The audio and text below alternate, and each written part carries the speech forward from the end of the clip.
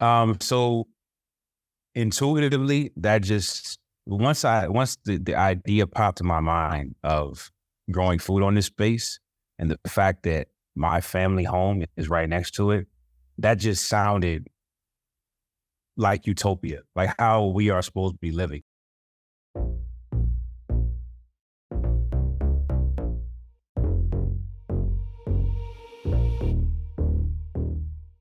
Hey everybody, this is Amber Key, and you're listening to a Bright Idea podcast, a show that sits down with entrepreneurs to hear about the aha moment that launched their businesses.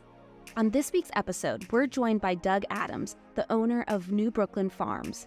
New Brooklyn Farms is an independently owned and operated urban farm and event green space located in a formerly vacant residential lot in the heart of the Washington, D.C. suburb, Mount Rainier, Maryland. Urban farms have grown in popularity over the last 10 to 15 years.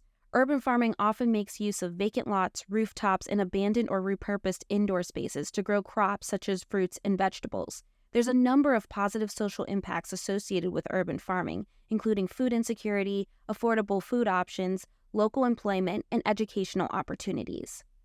During his time off from his advertising career, Doug Adams made juices and smoothies made of natural ingredients. He sold his juices and smoothies at local farmers markets and to his coworkers, but he always wondered where his produce was coming from. Even though he was using organic ingredients, Doug was unsettled with the fact that his fruits and vegetables were coming from miles away. He thought, what if I could grow my own produce in my own garden? In 2016, during the height of the real estate investing and gentrification in the DMV, Doug was approached with an opportunity he just couldn't pass up. He bought a vacant lot next door to his parents' home. But instead of settling on building a home on the land with a garden in the backyard, Doug had other plans. He was going to build a farm.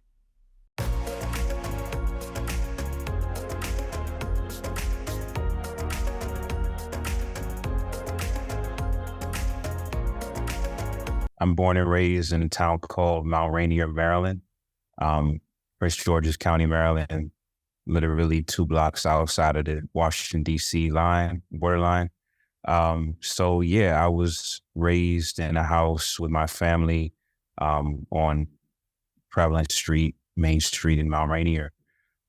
Grew up there, went to elementary school, middle, and then high school in PG County. Graduated from Eleanor Roosevelt High School in 2004. And after that, left for college where I attended Temple University in Philadelphia. Growing up, I had this dream of being in the music industry, wanting to be involved in some way, shape, or form. I settled on pursuing a career as a sound engineer and / music producer. So that dream took me more up north to the Northeast to larger cities with a better music scene. And my first stop was Philadelphia. So I graduated from Temple University in 2008, degree in communications. Really didn't even want to go to college, but went because my parents kind of said, look, you can chase the dream, but you need to get a degree. So Temple had an awesome audio production program, and I graduated with that specialty, with that focus. Then 2008, moved to New York City, and that kind of began my journey as an adult. But yeah, I'm PG County, born and bred, DMV all day. That's awesome. So growing up, how would your parents describe you? Were you did you have you said that you didn't really want to go to college at first, but your parents were you need a degree. What were you sort of entrepreneurial your whole life, or how would your parents describe you growing up? I think my parents would describe me as hardworking. Definitely, I've had a job since I was 12 years old. First job was delivering a local newspaper called the Gazette. So I've always been about the bag, but worked all the way through middle school, high school. I worked at Subway as a sandwich artist. So I've always kept a job. On the entrepreneurship, not really. I just had growing up from 0 to 18, it was mostly about getting jobs. The entrepreneur kind of wave and era didn't really kick off at that point. You had some kids selling candy and things like that, but this whole culture of entrepreneurism it wasn't really there. So I was just getting the best job I could as a teenager. So you said that you wanted to work in the music industry. Did you do that when you moved to New York after college? Yes, briefly I did. So when I moved to New York, I had been interning with Sony Music at one of their recording studios, was looking at getting a job in my field, if you will, like the very thing that I wanted to pursue after high school. I was in line to pursue it right after college, but it was a recession and things kind of fell apart in the music industry for a bit. But I'd say I worked at that studio called Battery Studios for maybe about a year. And then they end up shutting down. So in 2008, things are changing. The recession was happening. It's hard to get a job for everybody. Did you move back here? I want to pivot because it's interesting, like your background. You went to Temple, you were interested in the music industry. And then how did you end up thinking about agriculture or farming or any of that? Something that was key that happened was when that whole music industry dream kind of crumbled and died eventually. I pivoted into an adjacent industry, which was advertising and marketing. And I believe that that really was probably what got me on the entrepreneurial track, was working for a small private company that was, bootstrapped and became one of the largest lifestyle marketing firms in the country at that time. So I'll say that pivoting from music into media and marketing and advertising, that kind of just made me develop my creative mind. And it also, the company operated an independent record label. So I wasn't too far. I also was doing work with that record label as well. So, that whole experience for 5 years, that kind of set me on this path of being a creative mind and then always being interested in, marketing and storytelling and working with brands and things like that. So I was like kind of like a music industry guy at night, going to the different events and parties and stuff. But on the flip, I had a pretty square job as a bookkeeper or a staff accountant for this marketing company that was really cool.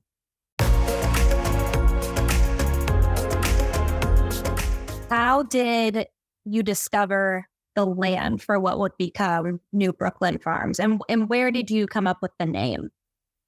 Okay, so this is after that first stint at this marketing company. I then went to another online media company. Many people would know Radio One. They have an online division called Interactive One at the time. So I worked there.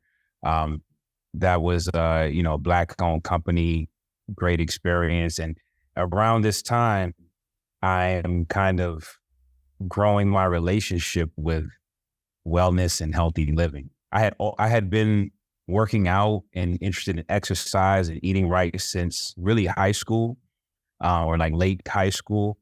And, just over the years, I learned more, read more, and personally decided that, hey, I would love to make money, or run a business in this space. So I think it was about 2010, I started being a vendor at a local town fair called Mount Rainier Day, which ran right in front of on the street, right in front of my house. And I started selling juices and smoothies as a vendor, and just set up a table, was able to bring things from the house down the steps, and it was super convenient. So I sold smoothies and juices for maybe like 6 or 7 years as a vendor. And towards the end of that, I kind of scaled that business into more, and keep in mind, I'm living in New York and coming back home this weekend in May every year to be a vendor. Then towards the end, maybe like around 2014, 15, I started bottling the juices, doing it in New York, and selling juice cleanses to coworkers and smoothies and stuff. So, that was my first dabble in entrepreneur, establish an LLC that was my first step in entrepreneurship. Um, and when you ask how did it all tie into the farming aspect, that was really what kicked it off. So I'm juicing, I'm learning about organic versus conventional, and I'm seeing firsthand the difference in shelf life and taste and quality. And I started to kind of say, hey, you know, if I'm going to be in business selling this stuff to other people, I want to be selling the highest quality product that I can. So Right. we started buying organic and seeing how expensive it was and how it really wasn't feasible to run the business like that. And I was just like, got interested in how food is grown in agriculture. No, I was going to say, I find that really interesting, and just like you going through your background and going through corporate and working in marketing. And I'm very familiar with Radio One. I have a lot of friends that work in that space and work for TV One. So that's super dope, but it's a rat race, especially working in advertising. I sold for a long time. So trying to get clients on, and so it's interesting that you took the approach of wanting to learn about organic foods and putting healthy foods into your body. Do you think that that interest came from just working in the industry and being like always busy and wanting to really take care of your body, or like have you always kind of been like a health geek, if you will, or Yeah, that was me, to be honest with you. I'm that guy, and that's bringing his lunch a lot of days out the week, and everyone's in the kitchen. I'm pulling out my salad, like, oh, what you got there? Oh, that salad looks great. Like, yeah, I'm that guy. yeah, It's been into me for a while. yeah. So did you always want to be a farmer? Nah, not at all. So, all right, here's a connection there. So prior to the beginning of New Brooklyn Farms, the only kind of experience I had with farming was my grandparents. So my grandparents lived in Memphis, Tennessee when I was growing up, and had a country house in Senatobia, Mississippi. So we would travel there. I was like 40 minutes outside of Memphis. We would travel there when I was there for the summers, and they would have chickens, and they would have fruit trees, peaches, and grow strawberries and stuff like that. So it was more like gardening, if you will. Down there, farming is a culture. Everyone does. Everyone has land. So that was it. I never got my hands dirty. I just knew, like, oh, like grandma just picked these peaches off of a tree. We eating chicken eggs, or eggs from the chicken that she owns, or raises. So that was it. No connection to agriculture, and no foundational knowledge really. But so as I went on the juice journey, though, I did start to learn about, that we import in this country, most of our fruits and vegetables, or a lot of our fruits and vegetables, and learning that local is superior, because outside of organic or conventional, food is traveling from thousands and thousands of miles away. Like, that just didn't fundamentally sit right with me. So New Brooklyn Farms sits not too far from where you grew up, correct? So how far from like your childhood home is New Brooklyn Farms? Next door, literally the next. So we have house number one, which is our family home. Adjacent to it, to the left, is a vacant lot that, when we moved into the house in the early 90s, used to be kind of a condemned, boarded up house, and really like a drug house at the time. That was demolished in the 90s, but then sat vacant after they demolished it. So yeah, that's where New Brooklyn Farms is located, on a quarter-acre residential lot that sits right next to my mom's house where I grew up, and also space where I grew up playing football, just hanging out, having to clean up beer bottles, and notice weird people hanging out and stuff sometimes. So yeah, and that's where New Brooklyn Farms is, next to mom's house. So tell me about how you thought of the idea to buy this land that had been condemned for so long. Like, How did you Yeah, come so up with that idea to purchase it? it's not vacant, but and underused and blighted, but it changed hands and ownership over the years a few times. And the most recent owner prior to me purchasing was an older gentleman who reached out to my parents. He was looking to get rid of this lot and liquidate some of his real estate. And he asked my parents, were they interested? This is in 2015, late 2015. So my parents weren't in a position to buy it. And they kind of just asked me, or they mentioned to me that he had offered. And I was really interested. I thought it was a really cool opportunity to own next to where we already owned. I believed in the potential of the area, good location, great proximity to DC. And at that time, everyone was getting bitten by that real estate bug. Like, and real estate started becoming mainstream and buying back the block and all this stuff. So it just seemed right. And I was in a position where I had some money saved, particularly my 401k for the years that I had worked up to then. So pretty much broke the piggy bank, cashed out the 401k, and used some of that money plus, what I had as a down payment, to buy the land from the guy who owned it next door. Did you have any real estate experience prior to purchasing this land? None. Zero. This was to be clear though, this is a very unique situation. Yeah. It did finance and everything. So I didn't know anything about, all I knew was that I should go out and try to get a mortgage because I don't have all the money to pay him at one time. I didn't have that much saved. And I was trying to figure out how I get this thing financed.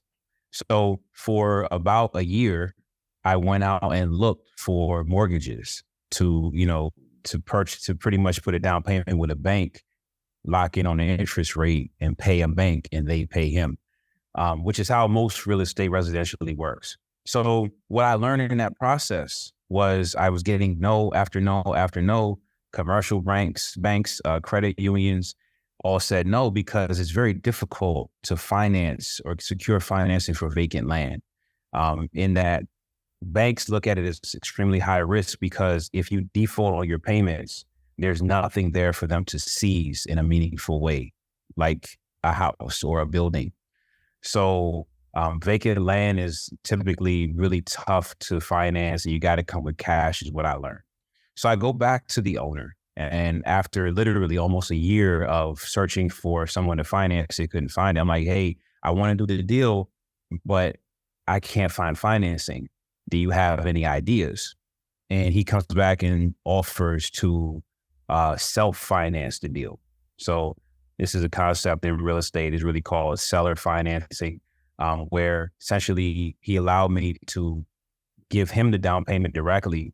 We negotiated an agreement, kind of like similar like a lease to own agreement. Right. We agreed on his price, interest rate, monthly payments, the whole nine. He just pretty much asked for my credit report and he agreed to take the down payment and let me pay him in those monthly installments plus interest. So that's how the deal came together. It took about a year. It was like a year from us beginning the conversation to us locking in.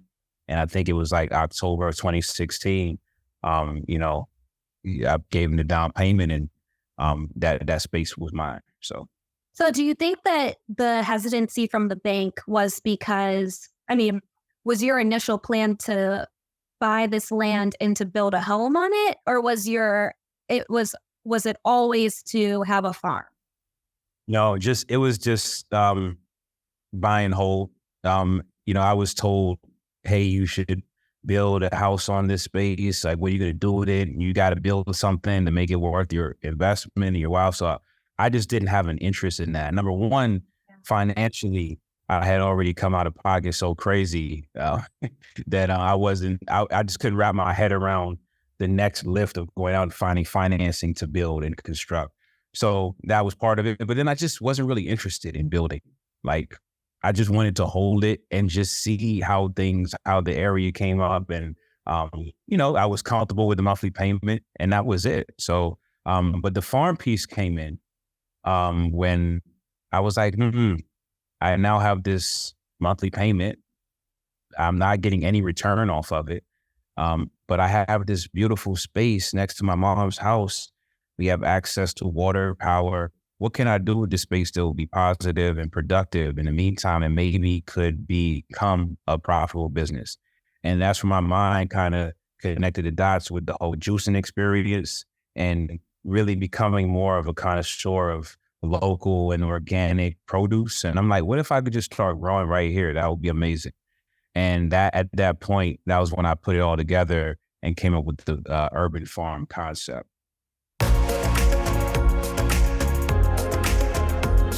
Pivoting to, okay, you have this farm. You've decided you're not going to build a house. You're going to build a farm. You're going to grow organic fruits and vegetables. Did you have any prior knowledge to how to grow crops prior? And so like, take us through those initial stages of like, okay, you buy this land, you want to grow a farm on it, you break ground. Like for somebody that just has this like pipe dream of owning a farm one day, like take us through that experience. Yeah, definitely. So intuitively, that just once the idea popped in my mind of growing food on this space and the fact that my family home is right next to it, that just sounded like utopia, like how we are supposed to be living. And this is without me doing any research, getting inspired by anything online or anything. Like I'm just like, that would be really dope if we could just, it's dinner time, we need salad. Let's go over next door to the farm and grab some salad and come. Like that just sounded dope to me. Yeah. So it started there. And then more, in a more technical way, I had to really research what it all looked like. What about the weather? Is there a reason why we don't see this in this region being done? Like, do people even grow food in urban areas? And that's how I got introduced to the concept of an urban farm, which was well established even back then. Spoke to some folks locally who was in that space, urban farms and urban gardens and stuff like that. So I had a bunch of conversations and I validated that the concept was established and I could do it there. It was nothing stopping me. So yeah, but the thing is that, and we'll probably talk about this later, is that it's not as easy as just say, oh, I have space and it has grass on it and I can just automatically grow food here. There's a process of building a space out and dealing with soil and things like that to get to a point where you can grow. But I knew it was possible in this space. Yeah. So I guess that's what I really want to know is the process. And also who did you kind of have in your corner to help educate you on how to make this dream possible? Yeah. All right. So there's two main resources as far as people. Number one was a guy named Ronnie Webb. Shout out to Ronnie. He had a conversation with me, I believe, like right as I was signing the deal for the land. He operates a nonprofit company called The Green Scheme and based in DC. And they, do a lot of programming, partner with schools around urban gardens and community gardens and, the teaching side of that and youth engagement. So he and I met up for a meal. We talked. He told me about all the potential ways that I could, get grants and the need for it in our area. So he gave me a lot of inspiration in person. He's probably the first person I talked to in person. Then meeting up with or understanding that the USDA, it was going to be a key partner as far as getting funding and resources. So I was directed to the Prince George's County Soil Conservation District. So there are these districts set up in every county in this country that are partially funded by the USDA.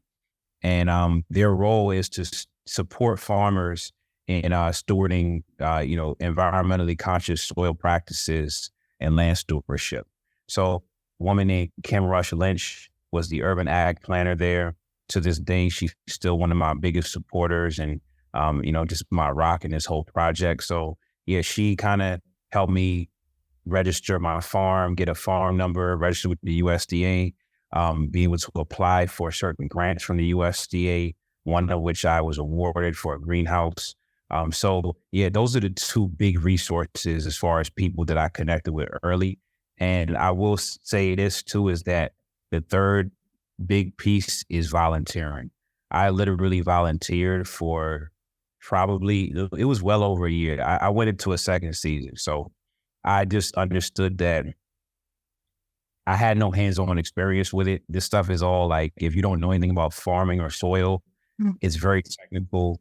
I felt like volunteering was the right way for me to learn. So I volunteered with University of District of Columbia, UDC. They have a research farm in Beltsville, Maryland, that I volunteered at for about a couple of seasons.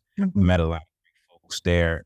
And yeah, like, other places, some places in New York, there was a couple urban farms in New York and different community days and volunteer days that I would go to and just ask questions and get my hands dirty. So the new Brooklyn Farms has started. What sort of like initiatives and programs do you have at the farm that kind of like brings funding for you? Definitely. So I mentioned the USDA grant. So they offer a grant called the EQIP grant that is solely for it's to support the purchase of a high tunnel greenhouse. So I was awarded that grant, and that was a source of funding, if you will. But other than that, it was my business model. So my business model was twofold. It was for the space to serve as both a urban farm where I would primarily grow crops on a contract basis for local businesses, just to kind of streamline the whole idea of being a market farmer, which is like you go to farmers markets and you selling hand to hand to different individuals. I realized that as someone with a 9-to-5 and still living in New York, I needed for whatever I was growing and as far as commercially to be streamlined. So I'm like, let me get a contract with a local business and grow one crop, one specialty crop really well, master that, and try to secure as many of those as I can. That's what I did. So that was on the production side. But then I also realized that the space was really intimate, had an intimate feel, great location, as I mentioned before, and could be rented out for events. So that other revenue stream that I kind of built up was branding the space as green event space and hosting like-minded types of events. So yoga was one of the early things that I did. I think probably the first event I ever did there was a yoga class, partnered with a local yoga studio for that. And, over the years, it's more like music, R&B, did a lot of wellness, meditation circles, obviously farm tours and visits and things like that. So yeah, those two revenue streams. You talked about growing a crop, a very specialty crop. What is the crop that you're growing? Oh yeah, so there's a special variety of thyme called lemon thyme. It has like unique kind of zest to it. There's a local business, a meadery, if anyone knows what mead is. Mead is fermented honey to the point where it becomes alcoholic, almost like a sweet craft beer almost. So guy Ken Carter was opening Maryland Mead Works a mile up the street from where I was located. And I forget how I even met him, but it just clicked. Like brewery, he's sourcing local honey, local cherries. Like, let me ask this guy if I can grow something for him at the farm. And he was my first customer. So shout out to Ken Carter. I was growing probably at least 10 pounds of lemon thyme for him for several seasons. And he was using that to brew it, his signature variety of mead at his shop. Do you have other clients that use your lemon thyme, or do you have other business owners that use your land or your land to grow their own crops for their own businesses? Yeah. So I had a few other clients. I did some work for a local restaurant, did some greens for this restaurant that's no longer in Mount Rainier, but was across the street from me. And another distiller called Sangfraud Distilling in Hyattsville, Maryland. Did some rosemary and things for them. But over the years, it's been like a handful of different clients. It didn't scale up too crazy, but it was some really meaningful partnerships and products that I supported that I'm proud of. But then you asked about, is anyone else growing crops for businesses in the space? So I also decided to operate or to stand up a farmer in residence program. So what that consists of is out of a need for, again, me being a 9-to-5 guy, not living in Mount Rainier at the time. I needed to make this driven and supported by community partnership. So the gardener residence program, or farmer residence program rather, was basically me offering a portion of the space that I had to a local food entrepreneur or entrepreneur in general who had a need for locally grown crops or produce and needed space to grow. So I offered the space for free in exchange for cross promotion, and just built community in a major way by way of this program. To this day, I still have a farmer residence this season. Have had one every season, and my first one was a woman named Stephanie Freeman, who had a pepper sauce line and specialty market business called Relish Market. So there for a couple seasons, growing some really awesome tomatoes and peppers that she not only made pepper sauces with, but also would go and vend them at different markets around the DMV. So that was a great partnership as my first one. Steph Freeman is the farmer resident. You've mentioned a few revenue streams for New Brooklyn Farms. I'm curious, how lucrative is owning an urban farm, or how lucrative has it been for you? Yeah, so that's a great question. I think it's easy for me to say this because I own the land, and it's a very unique and fortunate situation for me to own the land. But most urban farms do not. They operate on land that they do not own, especially in an urban environment, because land is so much more expensive than rural.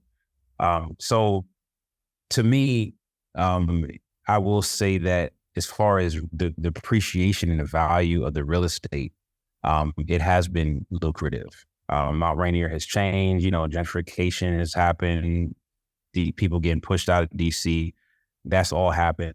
And the value of the land has increased tremendously since I purchased. But I think that's more equity. That's not like cash money flowing through, like, unless I was to sell. So, but now to talk about the cash flowing side of the business, it's basically it's anchored by the real estate investment. That's what I was always confident in. Like, this thing could go belly up, but at the end of the day, I own the land and it's appreciating, and they're not making any more of this. So, but now pivoting over to the operation of the urban farm and how profitable that was, it's not very profitable. It's tough to make money. And that's really across the board. I had a vision in my mind, like the things that I mentioned, growing the specialty crops for businesses and then renting it out for events. Yeah, money was coming in, but I was always losing money at the end of the year. But I'll say that what I believed in early on was coming from marketing was, in my mind, one day I'm going to convince some big brand to come in and make a large strategic investment and be a brand partner in this with me. I still believe this can happen. I haven't pulled it off yet, but yeah, that to me is the true exit strategy, if you will, for up leveling, or creating a sustainable business model. I bootstrapped it. I continue to bootstrap it now, but yeah, I believed in, I had seen the company I worked for partner with Converse, the shoe company, to build out a recording studio in Brooklyn that was branded, and served as an event space and a recording studio. You know what I mean? Every artist that came through got a pair of Converse. You got that kind of, experiential marketing going on. So I envisioned that as like my final blueprint. No, I love that. For our listeners, there's listeners of all backgrounds that are listening to this. So people who are interested in owning a farm, people who are interested in starting a business, but I think it's really important to mention that Black farmers only make up 1% of farmers in the US today. And this is according to the United States Department of Agriculture.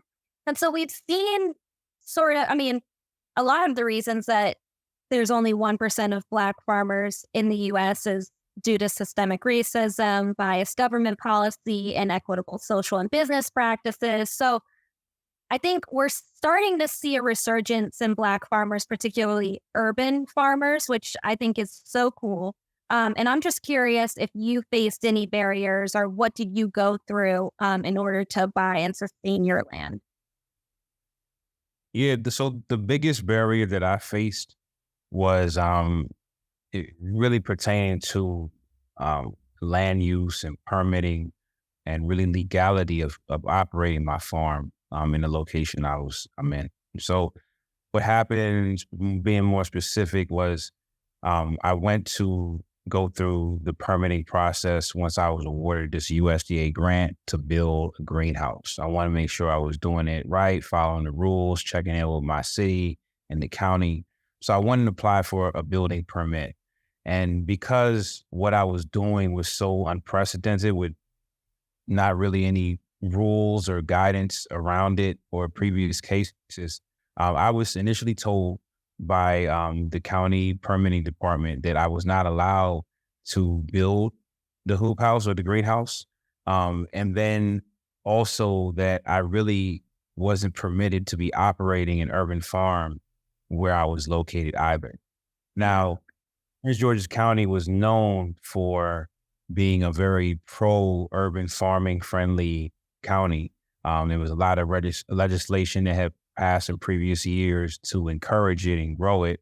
I think it was like 60% of the county at that time, you were able to use land, any land for, that use. But I was told a different story, and it was kind of a big shakeup because I was awarded this grant money. I have a timeline that I have to use it by. And I got the support of the PG County Soil Conservation District and the USDA. What's the problem? So I had to circle back to, Prince George's County Soil Conservation District, hey, is this correct? County planning, double checked all the zoning rules. And indeed, there was a special set of zoning rules that applied specifically to the corridor, the Route 1 corridor where my land was located. And it's really it was made into an arts district in years prior. And because of that status as the arts district corridor, there was a special set of overlay rules that, had implications on what you could or couldn't do along that strip.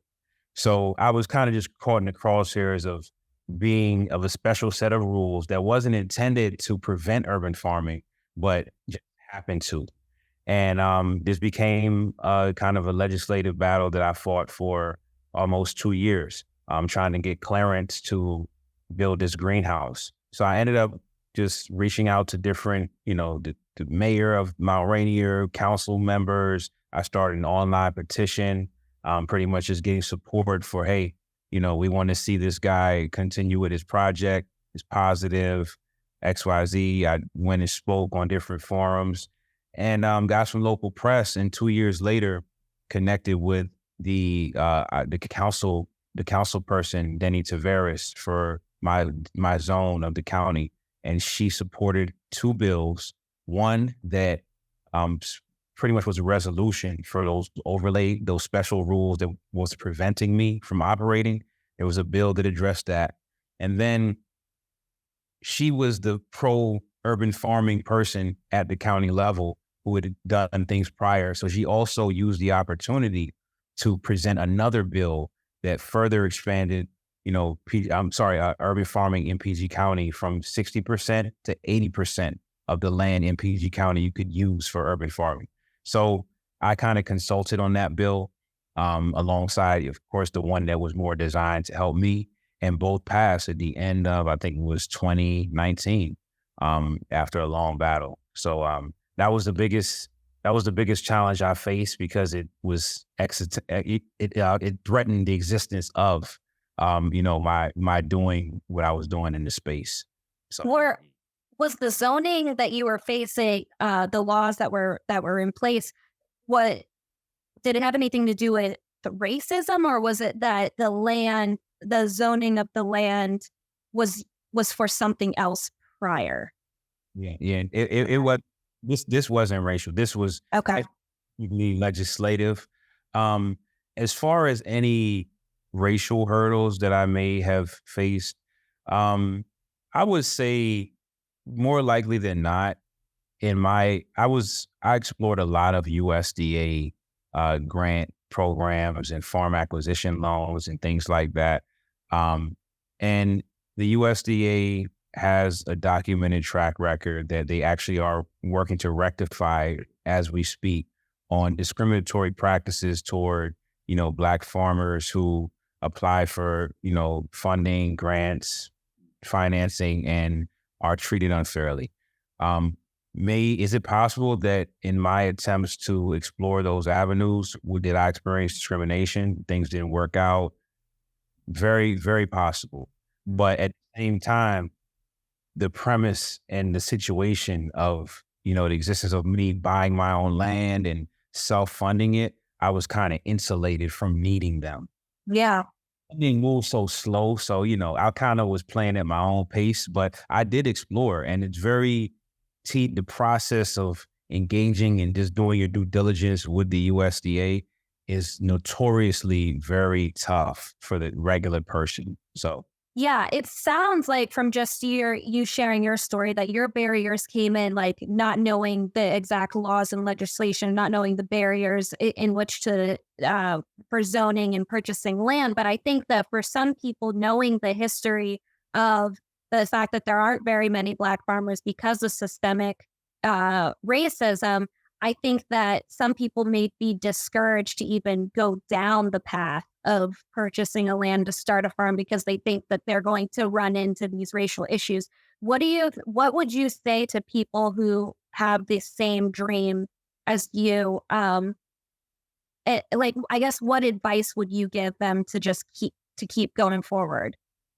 yeah, I know it's easier said than done, but and I'm coming from a place of privilege as my first stab at, owning a business that requires a physical space came on the back of me buying the space. But my advice is that ownership of your space or wherever you operate is really powerful. Um, I would say that if you cannot, as a new entrepreneur, whether you have a storefront, whether you're trying to farm, um, you know, it's best to be on the complete opposite end of the spectrum, in my opinion, where like maybe you start off using public space or negotiate a deal with a church most times they own their land and try to farm there. A lot of urban farmers do that. There are, depending on what city you're located in, there's, public incentives to, use green space for urban farming at a low to no cost. So I would say if you can't own, leverage public resources or kind of bartering. But to go out and straight up enter in a lease agreement, if you are looking to farm, or even if you're looking to do a storefront, there's just a lot of options where you can err more towards the side of limited liability. If you got a storefront, pop-ups are a big thing. I would get myself hot on the pop-up circuit before even thinking about leasing. So that's just, I kind of learned, but again, I sit in a special spot because it just was happenstance that I was able to own where I was growing. So, I think it's also important to mention that, like, one of the things that I keep hearing you say is it sounds like you read a lot and you know your laws. And I think it's important to mention that people need to like know the laws and know the loopholes. I think there's definitely there could be a huge knowledge gap in that, and you can get caught up if you don't know like what can and can't work for you. And so I think that's something that you really took into your hands when you bought this land. definitely. Um, as far as one business in the DMV that, in my opinion, kind of parallels the way I went about starting and managing my space is the Spice Suite. So I'm sure you maybe you Yeah. Yeah, of course. yeah. So she just opened this commercial kind of strip mall that she owns in DC. But prior to that, she operated in I believe it was a leased space in downtown DC somewhere, a storefront. And she went into it. I think as the story as she tells is she was a teacher and she saw a for lease sign and she just went in and leased a space and said, I'm going to figure this out, and leveraged, the farmer in residence equivalent. She hosted female entrepreneurs there on a weekly basis and gave them free space and built community that way. I would say that look to Angel Gregorio as another example of how you can creatively make these things work as far as, and I believe for this space that she just got, she used a DC grant in part to finance the acquisition of her land that she's on now. So yeah, that's just, it always helps to have a relatable example, and she's done it way bigger and better than I have, but look to her story. It's real powerful. You're the second person who has mentioned Angel Gregorio on the show. The Undie Wash actually is she's one of the Spice Girls, original Spice Girls, as Angel calls them. And she runs her business out of Angel's facility as well. So I think that's a great shout out. I want to pivot though, because your farm is located in Mount Rainier, Maryland. For those who don't know, Mount Rainier is a Washington, D.C. suburb, but it's not rural. It's it's like residential, but you're close enough to the city that it's very urban. So how do you think urban farming is helping the community? So there's a few things here. Number one is beautification for sure. Just walking past my lot versus what it was in 2001 when I was in high school and stuff, and versus now when we have a greenhouse and we have plants and we have fruit trees and things like that, like visually it's uplifting, and it just attracts a different crowd, when when spaces are blighted and just trashy and unkempt, like it's going to attract riffraff. But what I found is with no fence, no gate around my space, just feeding back off of the energy from the community, I haven't had any incidents. Sometimes folks will come up there, and it used to be, like I said, in the early 2000s, people would come there and drink beers and smoke and stuff. Now, some people just come and sit down. I have a little free library. You come down, sit down, grab a book. Some people might just sit, walk around, look around, and, not be into any riffraff. So beautification, providing an escape from the hustle and bustle of DC, the bus terminal down the block. And then also it definitely in the long term is increasing property values as well, because now we're reducing crime. We're doing things, it's just, if someone comes to look at the house next door, it's like, oh, someone's growing fruits and vegetables next door. Like, so it's economic, there's an economic benefit there as well. So, yeah. So this is sort of a personal question, but I want to get your take on this. So when I speak with a lot of Black people about farming or nature or agriculture in general, it's not always taken well. Like I've heard, I think I was talking, I want to own a farm one day, not a farm, but I want chickens, like really badly. And so I was talking to friends about this one time, and they were like, it's giving plantation, like Black people don't farm. And I was like, I don't know. It's a very unsettling thing for me to hear. And I think a lot of it has to do with like generational trauma and just like not trying to relive the past. But I want to know, in your opinion, on why we as Black people should be more open to the benefits of farming and learning how to grow our own.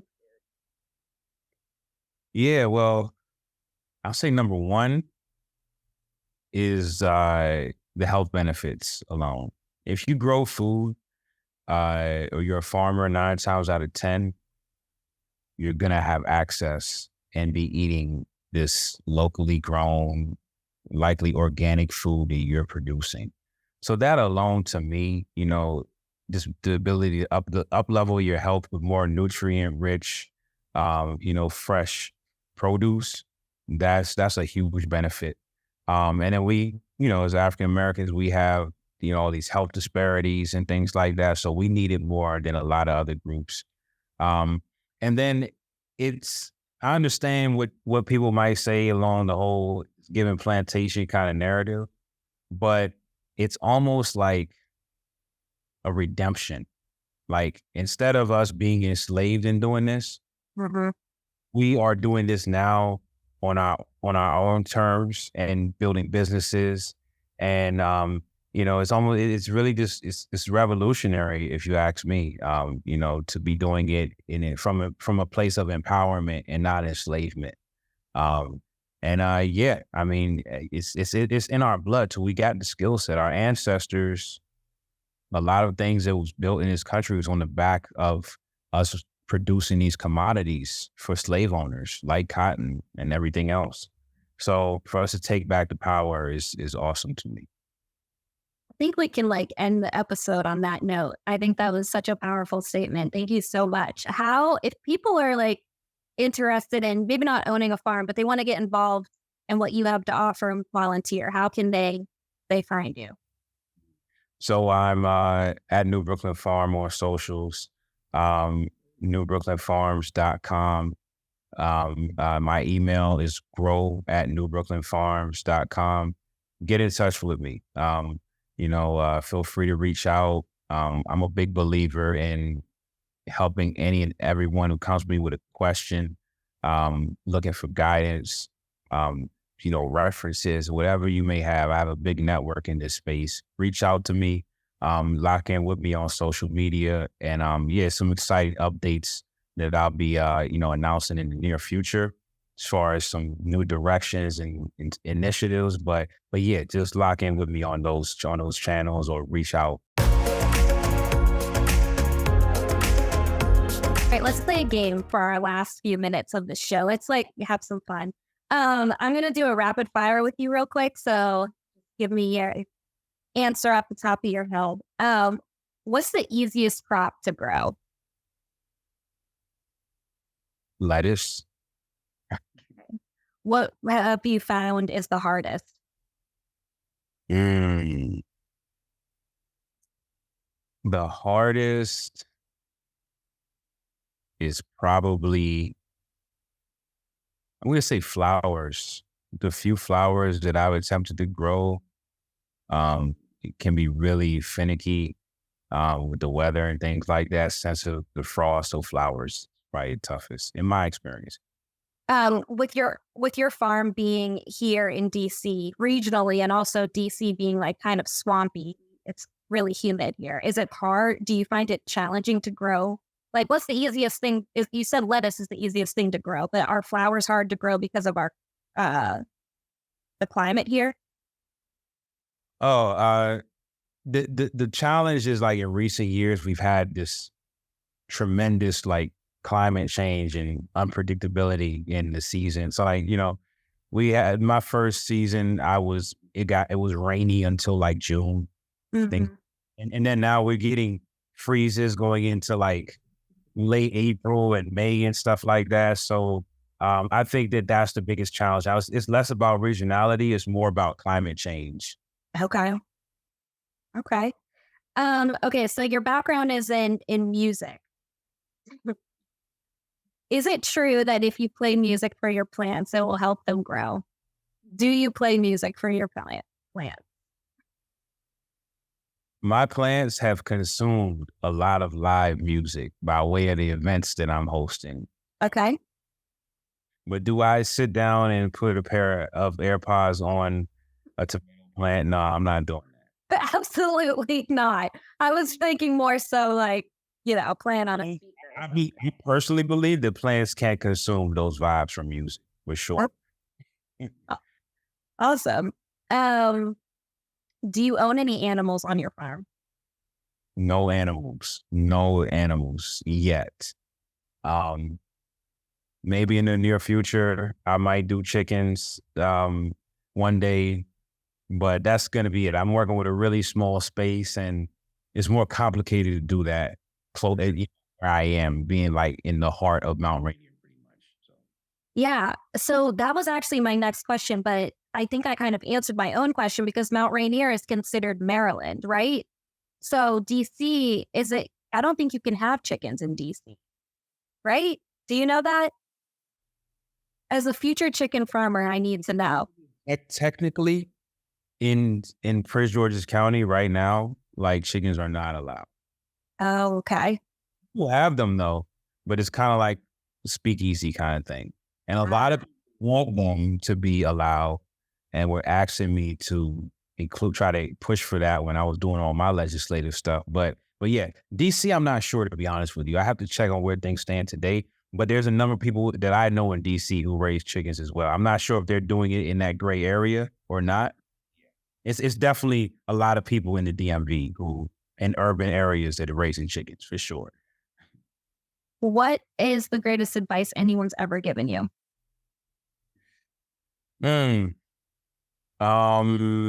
would say if you love what you do, you never work a day in your life. I believe that's really true. I think that everyone should try to create that situation for yourself. I'm still trying to this day, even though I love the farm and I love what I do.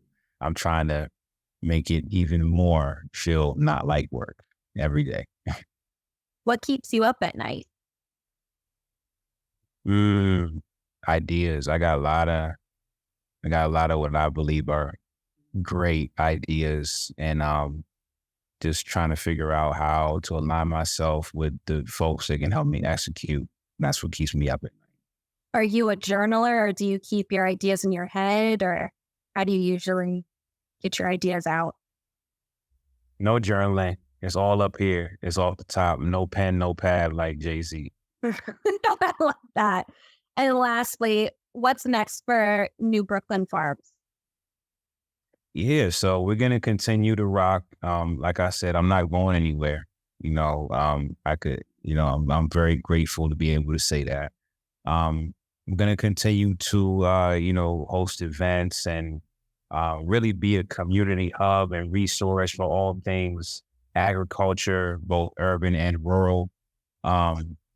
Continue to try to tell my story on platforms like yours. Grateful for this, and inspire others to either go out and get land or really reclaim land. Maybe your backyard, maybe your churches, the space behind the church as you go to, whatever. Just think outside the box as far as getting creative about where you can grow and produce food. Cannabis just went legal recreationally in Maryland on July 1st. So looking into how I can maybe make a play in that space. No, I'm not going to be growing weed at the farm immediately, at least. But yeah, there's spaces where, that industry is going to need support to grow. And then, and just always having conversations with different folks about, it's more on the consulting side of things. So leveraging my expertise, my network, what I've learned along the way to, uplift and, assist other businesses and, be a strategic partner. So yeah, that's what you can look out for. That's what I'm working on these days. And that's all very exciting stuff. Thank you, Doug. That's it for this week's episode of A Bright Idea. Tune in each week as we interview entrepreneurs to find out their aha moment that launched their businesses. Today's episode featured Doug Adams with New Brooklyn Farms. You can support his business by volunteering, growing your own food, or hosting an event on the farm. For more information, you can go to newbrooklynfarms.com. We're building a community of support here on A Bright Idea, so follow New Brooklyn Farms on Instagram, give them reviews, and tell all of your friends. This episode was dedicated to my late grandmother, Carrie Key, who was born on a farm in Steele, Alabama. During the Great Migration, she and her family moved to Cincinnati, Ohio, and settled in Detroit, Michigan, where she raised 3 boys. One of them was my father. Though living in the city of Detroit was much different than growing up in rural Alabama, my grandmother always maintained a garden filled with fruits, vegetables, and nuts. She kept her green thumb until her final days on this earth. Today, the plants now live in my apartment as a reminder that whatever you feed will grow. You can listen to A Bright Idea on Spotify, Apple Podcasts, and anywhere else you listen to podcasts. I'm Amber Key. See you all next week.